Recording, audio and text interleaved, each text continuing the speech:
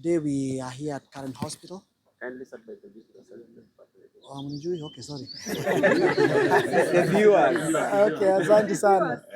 My name is Wakili Edward Mureu, Member of Parliament for Gatanga constituency, and also the Chief Legal Advisor for DCP Party. And today we are here to see and condole our brother George Koimburi, Member of Parliament for Juja constituency. We want to report that he's getting better than he was before, but the damage which was caused to him is clearly not only physical, but also emotional. Because our traumatic journey of being abducted by people with guns and walkie-talkie, then being sprayed with some chemicals to make him unconscious, sleeping outside in the cold has serious implications on him, both physically and mentally. And therefore, I want to ask all Kenyans of goodwill to put him into prayer for his quick recovery. But coming to the gist of the issue, we are very much aware as a DCP party, and more so the people of the mountain, that all this is orchestrated to dim the light, to reduce the strength and the resolve to have our own party as a mountain. And as you can see, the vigor to suppress, to arrest, to abduct leaders who do not agree necessarily with the Kenya Kwanza government is on a higher gear. And this is purely meant to make sure that our resolve is gone. The DCP party has no elected leaders who are supporters of that party. And the ultimate goal, and we are very much aware, is to arrest Rigathi Gachagua. As you saw yesterday, the same parliament which impeached Rigathi Gachagua is only 44 members of parliament, including myself and other members, who refused to impeach Gachagua. And when they were able to impeach him, they were telling us he will only be there, you only hear his name only for 3 months. Suddenly, he has risen like this. There is a proverbial phoenix. Yesterday, the serious hours and time of parliament was suspended. Time to discuss national issues, time to discuss matters economics, time to discuss matters affecting Kenyans, matter to discuss the ongoing health strikes for the health workers was suspended to discuss one person who was discarded by way of impeachment by parliament. What a shame.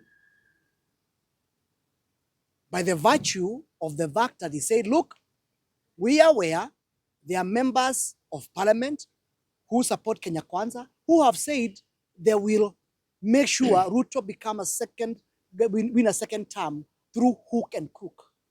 And he came and told them the same thing which Kregla said, that if we do not able to prepare for credible election, which can be trusted by everybody, of course, this country will go to the head, will burn, because the will of the people cannot be ignored, cannot be sacrificed by the will of one person. And here we are in a situation whereby Koimburi was abducted because he's a strong DCP party proponent. He's been chased like an antelope, right, left, and center. The resolve is to ensure that all the leaders, including myself, the Wanjiro here, Django here, and or even the people who want as aspiring members of parliament, members of Senate, MCAs, governors, and the senators, they are subdued so that the root of this party does not have a foundation, does not entrench itself. But I want just to say here, nothing, not death, not threat of arrest, not incarceration, no abduction will demean the resolve of the mountain people. And I want to just say this. We are only the faces which maybe the media can see. The people on the ground have made a resolution. And I want the country to know. We shall never, ever go again to an election without a party of the mountain people. We rode on a horse of the people of the Rift Valley. Along the way, we were told to disembark. And that's why you find now we become enemies. We are being hunted like antelopes. We are being hunted like criminals. And yet, the mountain people provided 47% of all the votes Dr. William Samoei Ruto got. But the reason why we are being discarded like useless rubbish is because we don't have a party. And as a question, if we're able to contribute 47%, how much did Wetangula provide? How many MPs does he have? Musalia Mudavadi, how many MPs does he have? How many, what position is he holding?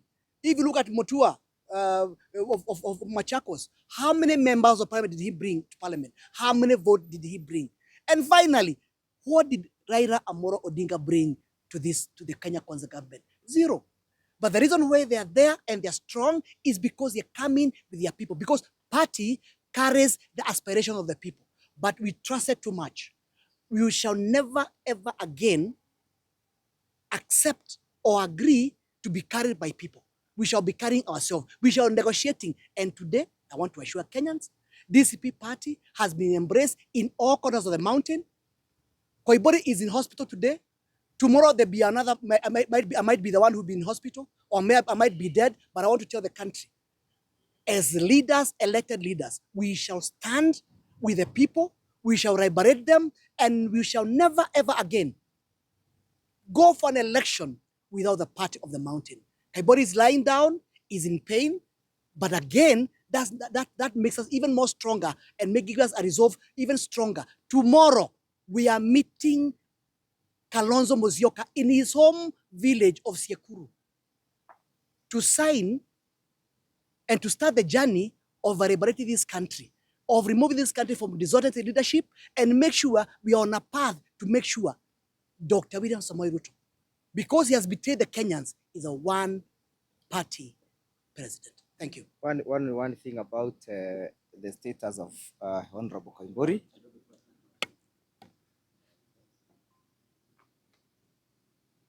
And I want to associate myself with the sentiments that have been aired by my learned friend, the Member of Parliament for Kanja.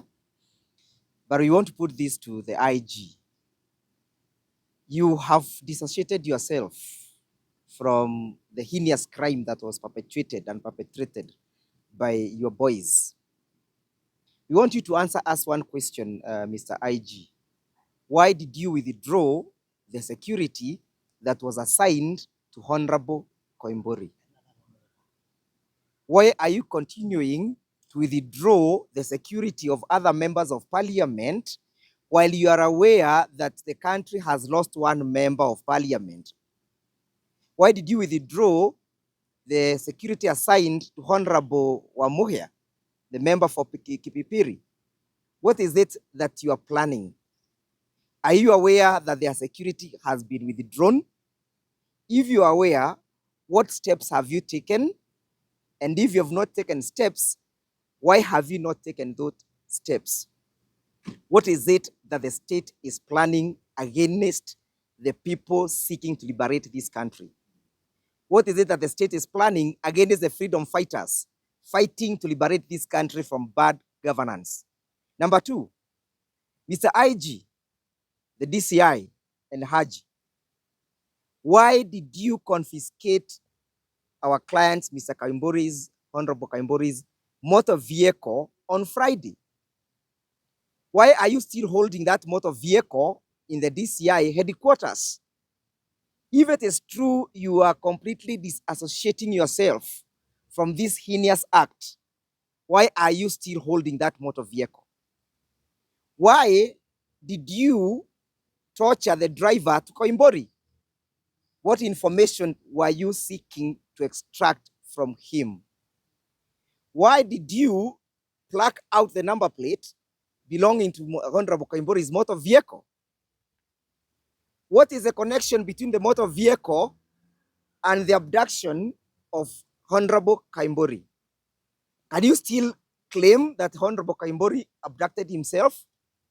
The last time we heard of that joke was in 1990, when the system where William Ruto was serving as a member of YK92. The last time we heard of this joke is when the late Dr. Ouko was murdered. That is the last time we heard that Dr. Ouko killed himself, shot himself, and poured acid on himself when he was still dead. That's the last time we heard that joke. We want to hold you to account, the IG, that you are aware what is happening. Your people are behind these processes. Your people are behind these abductions. And if they are not behind these abductions, come and answer us those particular questions we have put. Finally, yesterday Parliament spent a lot of time discussing the fate of a whistleblower. His Excellency Rigathi Gachagua is a whistleblower. There is an act of Parliament protecting whistleblowers. Should a whistleblower be condemned?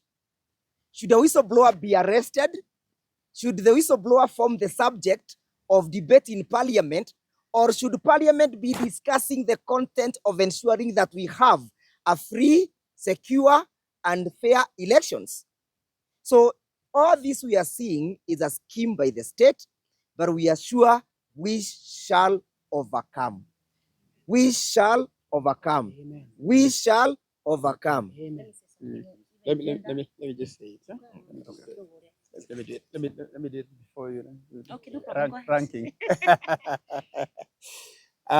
Kwa majina naitwa Engineer Wainaina Jango. Nilikuwa mbunge wa Thika 2017 to 2022 na nikawa People's Governor wa Kiambu for the current term. Na Koimburi ni rafiki yangu wa dhati, na Koimburi ni neighbor wangu pale Thika, na nimekuja kumuona, na ni kitu ya husuni niseme kabisa. Huyu jamaa ako kwa shida, ako na maumivu. Hata asubuhi hii alikuwa amepelekwa scan kwa sababu bado ako na uchungu, hajaweza kuongea, bado ni mdhaifu, bado hana nguvu hata kidogo. Kwa hivyo niseme wale wanasema Koimburi alijipiga, alijiteka nyara, huyo ni mtu hana akili timamu kabisa. Vile huyu jamaa ama huyu mheshimiwa amekaa. Na niseme hivi, serikali ikifika hapa kufanya abductions za wale watu wanaongea ukweli wa mambo, instead of taking this as positive criticism, yani mna resort kupiga watu, kuua watu, niseme hii serikali kabisa it has lost meaning, it has lost mandate, it has lost authority. Na niseme hivi, serikali ile iko ya KK ya Kenya Kwanza, the honorable thing you can do is just to resign and go home if this is what you have resorted to.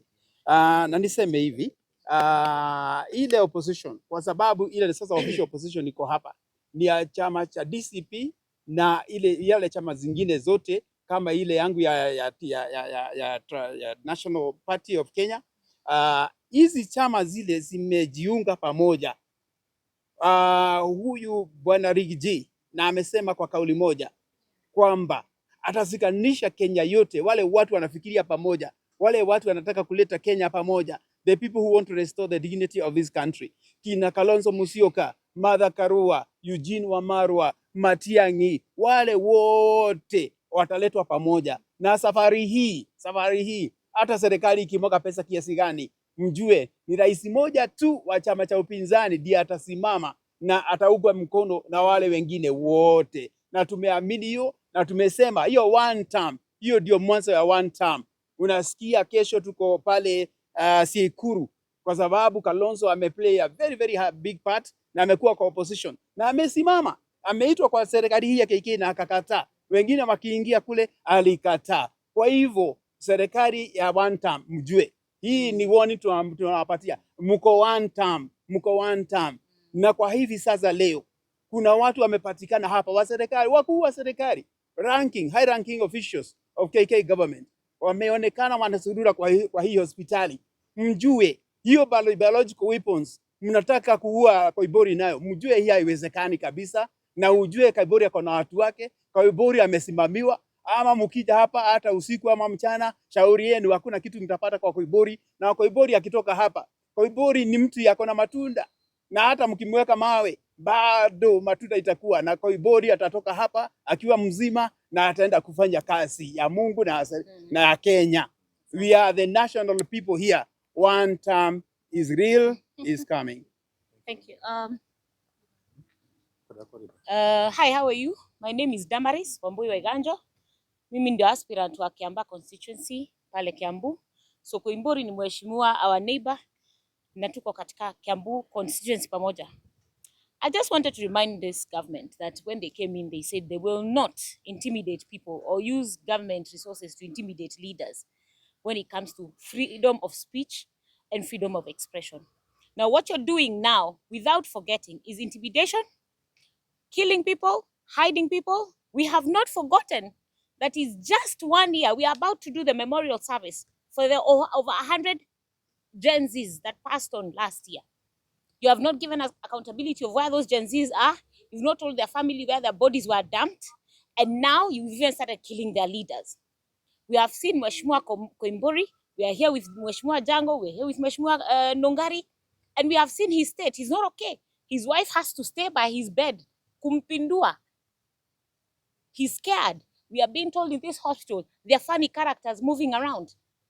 Mulishindwa kumuua kule kwa kiwanja, sasa mnataka kuja kummalizia hapa kwa hospitali. How many more lives do you want? How many more people do you want to kill?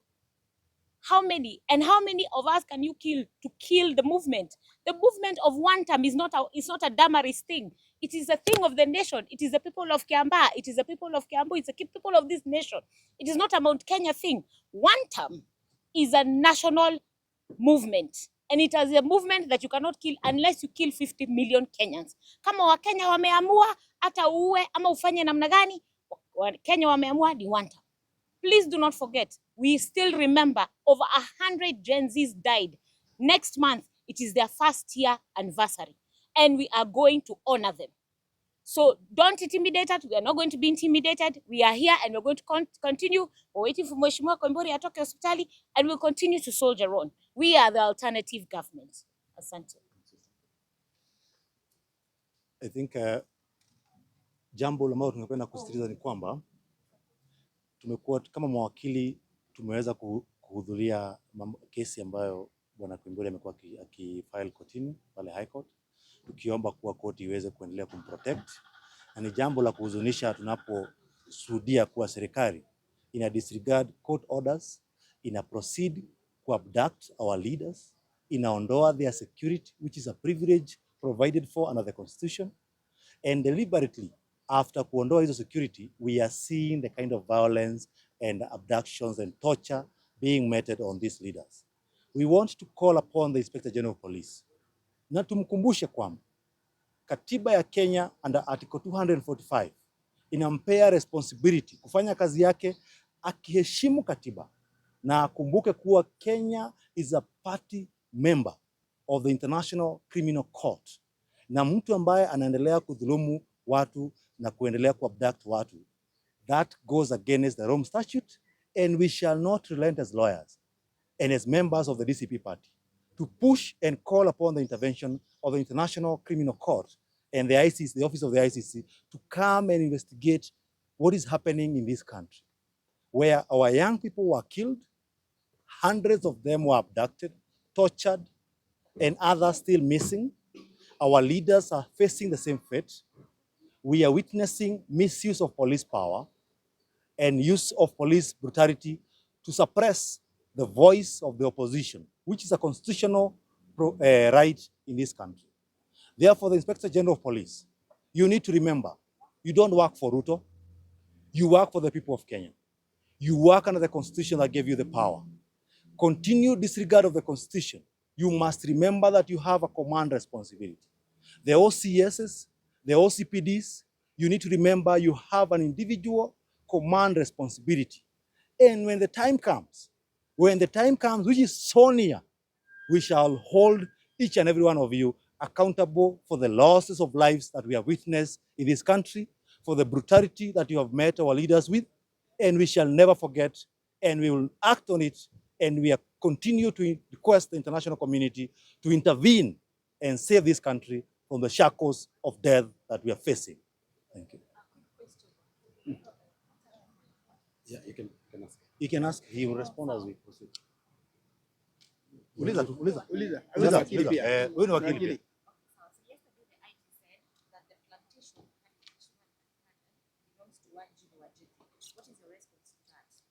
That statement indicated that this is could be a political ploy.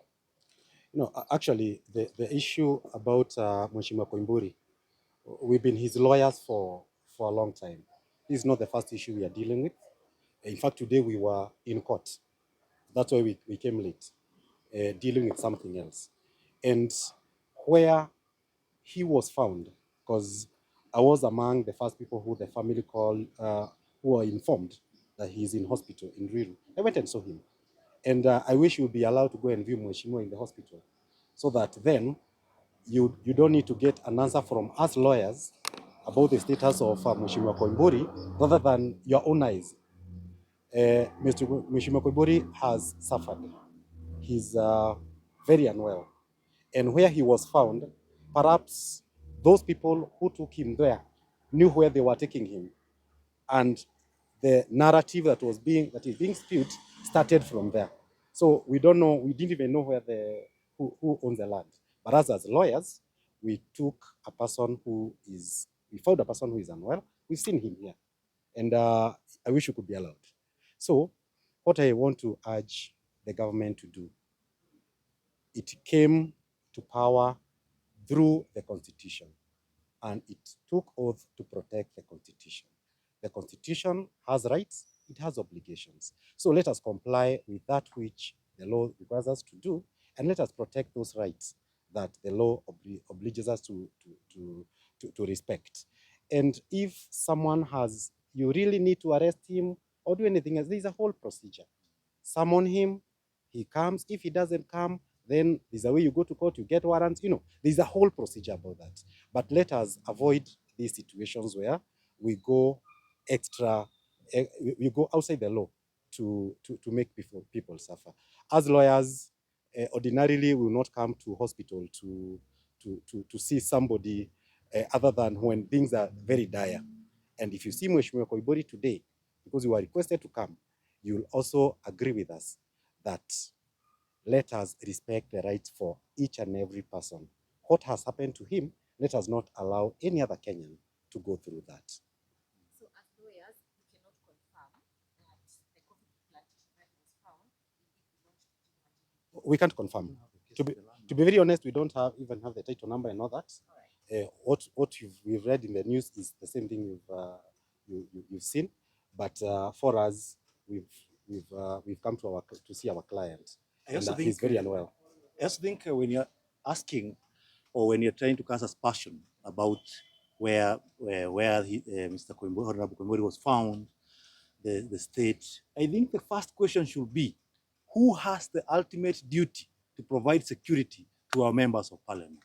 And by the time we realized that over the weekend, Honorable Koimburi's security was withdrawn, he was abducted, the government should be making effort to know who are the abductors, not spending money on bloggers and blogs to try and dismantle what is a true cause, that someone's rights were violated and someone is in need of justice, and that is none other than Honorable George Koimburi on behalf of the people of Juja.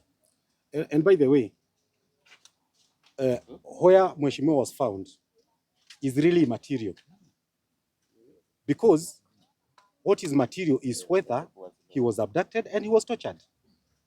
So the events that happened thereafter would not undo the fact that he was tortured, and he was seriously tortured. We've seen him. He's here. Thank you. We can do Kikuyu version.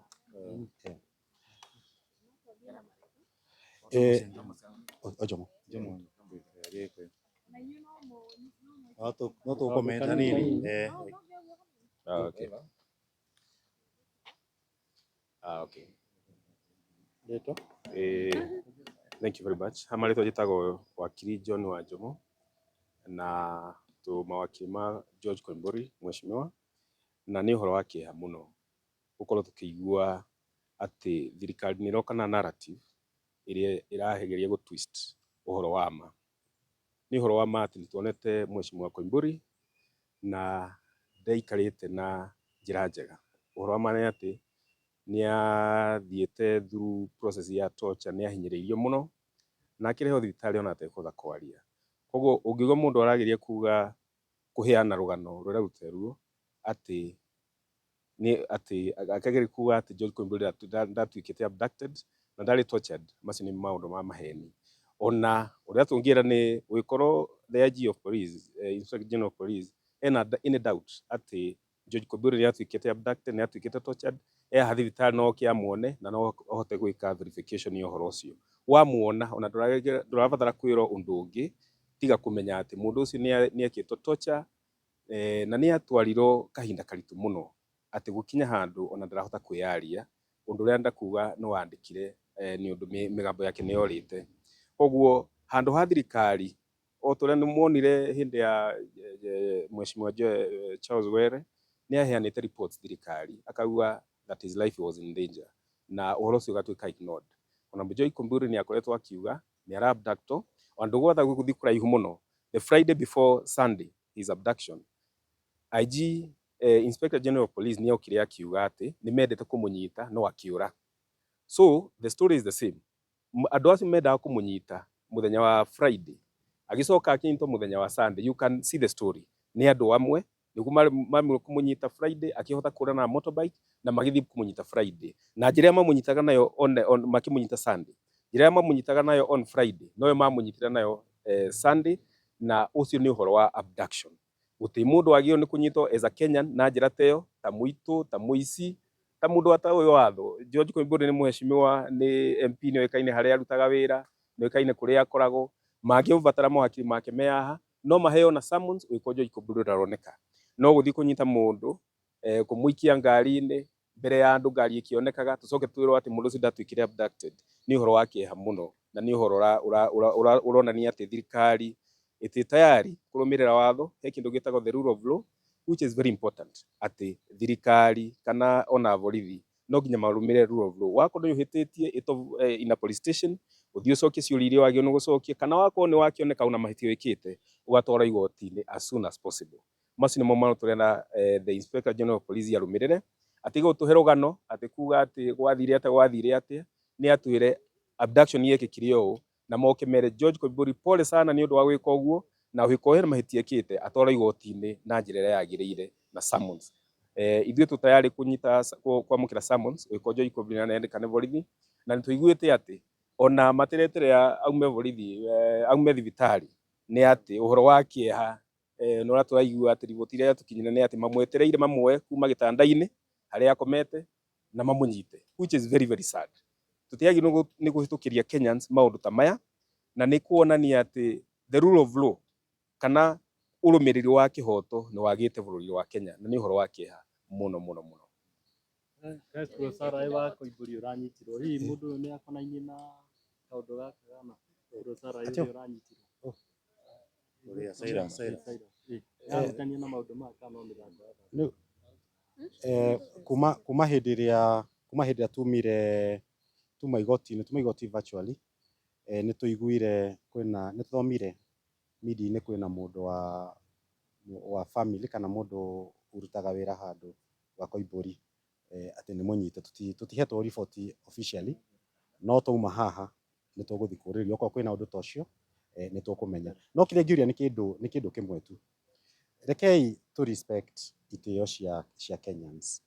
Na ũmũthĩ nĩ Koimburi, rũciũ Koimburi nĩ ũgakorwo thirikari-inĩ, mũndũ ũngĩ ndagakorwo thirikari-inĩ. Ĩno kĩndũ kĩũru ũreka ũmũthĩ, wathũkia watho ũmũthĩ, mũthenya ũngĩ nĩ ũgathũkio na nĩ ũgakorwo mwena ũyũ ũngĩ. Ũguo reke tũthondeke level playing field, na harĩa mũndũ ahĩtia agetwo through the procedure ĩrĩa yagĩrĩire. No maũndũ macio mathiĩte na mbere ti mega.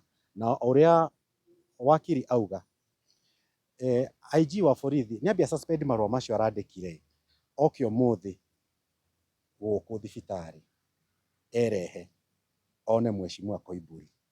Acoka wabici-rĩ, nĩtũkuona marũa marĩa ekwandĩka, nĩgetha maũndũ maya ti theory, ndakĩrĩ kũraihu, akĩrĩ haha, nĩoke amuone na nĩekuona maũndũ maya ti mega, nĩgetha okorwo nĩ andũ ake marutĩte wĩra ũyũ amere aca, thigari ciakwa tigai kũruta wĩra ta ũyũ, tondũ at the end of the day he kĩndũ gĩtagwo command responsibility na the buck stops with him. Maũndũ mothe marĩcoka kũrĩ IG of police. Thank you. Na Gĩkũyũ no magathuthurike na TV ataongea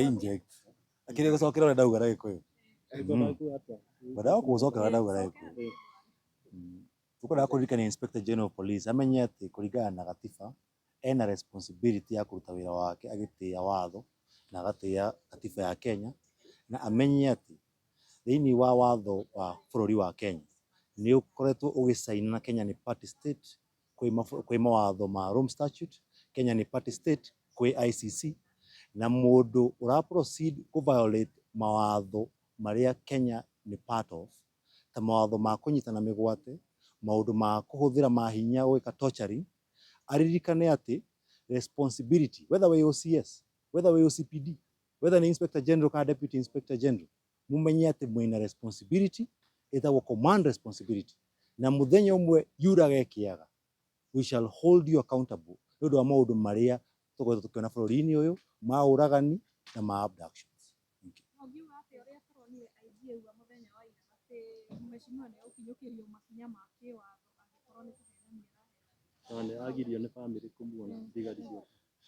Inspector General of Police ndagĩgirio nĩ mũndũ ũka kuona mũrwaru thibitarĩ-inĩ tondũ ena access ena kuona statement ona ĩmwe, bata nĩ akorwo mũrwaru ena condition kana ability ya kũhota kwaria nake, ndangĩkorwo arauga endaga kũmuona njĩra hari mahututi na nĩendaga kũmwarĩria.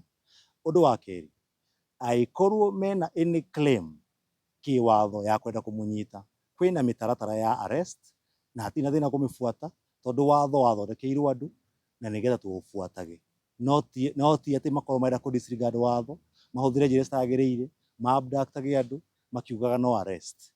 Koguo no mũhaka Inspector General of Police aririkane ena responsibility ya kũruta wĩra wake na gatiba, na amenye atĩ ndarutĩra wĩra thirikari ya ũmũthĩ peke yake, amenye thirikari ingĩ no igũka, mĩaka ĩngĩ no ĩgũka, na no tũmũka tũmũ hold accountable nĩ ũndũ wa maũndũ marĩa ekĩte na akoretwo agĩka thĩinĩ wa obici ĩyo yake.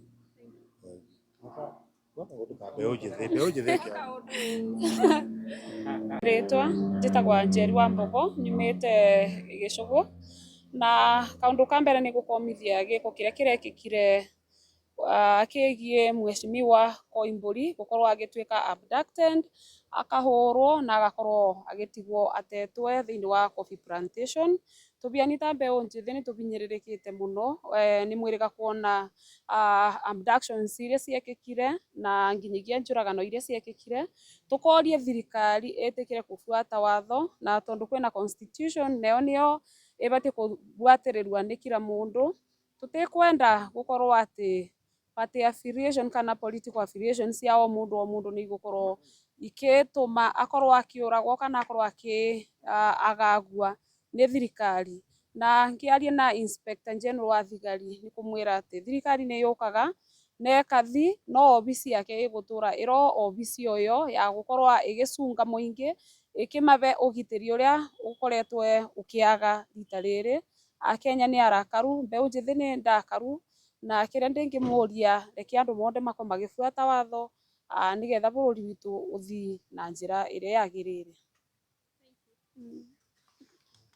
Umekataa kabisa ya Kikisii.